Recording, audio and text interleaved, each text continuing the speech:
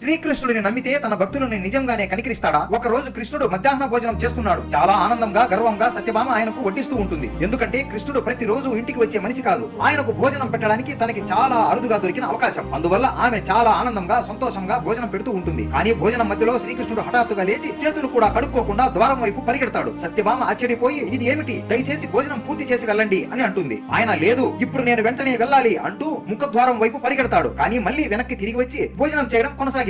అప్పుడు సత్యభామ, అలా ఎందుకు పరిగెత్తారు, మళ్ళీ ఎందుకు తిరిగి వచ్చారు అని ప్రశ్నించింది. అప్పుడు శ్రీకృష్ణుడు ఇలా చెప్తాడు, నా భక్తుడు ఒకడు అడవిలో కూర్చుని ఉన్నాడు. అతని జీవంలో ప్రతి శ్వాస కృష్ణ కృష్ణ కృష్ణగా మారిపోయింది. అతని వైపు ఆకలిగా ఉన్న ఒక పులి వస్తుండగా చూశాను. నా నామం జపిస్తున్న నా భక్తుడిని కాపాడాలి కాబట్టి పరిగెత్తవలసి వచ్చింది. ద్వారం వరకు వెళ్ళాను, కానీ ఆ మూర్ఖుడు నా నామం వదిలి ఒక రాయిని తీసుకున్నాడు. దాంతో సరే, అతని సంగతి అతనే చూసుకొని అని నేను వెనక్కి తిరిగి వచ్చేశాను అని చెప్తాడు. మీకు కృష్ణుడు అంటే ఇష్టం ఉంటే ఆయన మీద నమ్మకం పెట్టుకోండి. ఆయన మిమ్మల్ని వదిలి ఎక్కడికి పోడు.